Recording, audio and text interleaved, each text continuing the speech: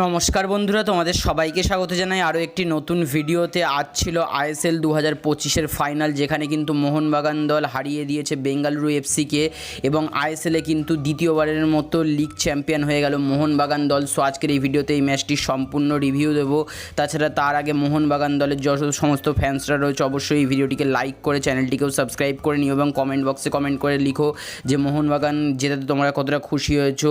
So প্রথমার্ধে কিন্তু দুই দলই অ্যাটাকিংলি খেলে, কিন্তু কোনো দলই গোল করতে পারেনি এবং 0-0তেই কিন্তু শেষ হয়। এরপর দ্বিতীয়ার্ধের শুরুতেই কিন্তু অ্যালবার্টো রড্রিগেজের ওন গোলে কিন্তু বেঙ্গালুরু এফসি দল এগিয়ে যায় এবং এই গোলটি কিন্তু খুবই হতাশার ছিল, কারণ রড্রিগেজ কিন্তু ভালোই খেলছিল। এরপর গিয়ে কিন্তু অবশ্যই মোহনবাগান দল পেনাল্টি পায়, যেখানে কিন্তু সানার হাতে বল লাগে এবং মোহনবাগান দল পেনাল্টি পায় এবং সেখান থেকে কিন্তু মোহনবাগান দলকে সমতায় ফিরিয়ে দেন কিন্তু জেসন কামিংস এবং দুর্দান্ত কিন্তু এই গোলটিও ছিল।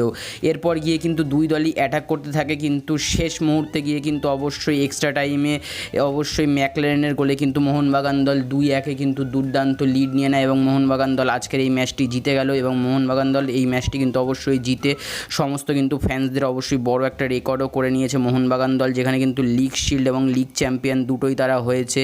সো মোহনবাগান দলের আজকের এই ম্যাচে কিন্তু অবশ্যই আমি বলবো সমস্ত প্লেয়ারই কিন্তু দুর্দান্ত কন্ট্রিবিউশন করেছে, ডিফেন্ডার এবং স্ট্রাইকার সমস্ত মাঝমাঠ থেকে সমস্ত প্লেয়ারই দুর্দান্ত খেলেছে।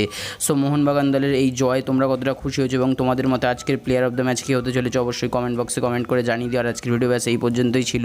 ভালো লাগলে লাইক কমেন্ট শেয়ার করে দিও, চ্যানেলটিকেও সাবস্ক্রাইব করে নিও। ভিডিওটি দেখবার জন্য তোমাদের সবাইকে অসংখ্য ধন্যবাদ। Bye bye guys, by.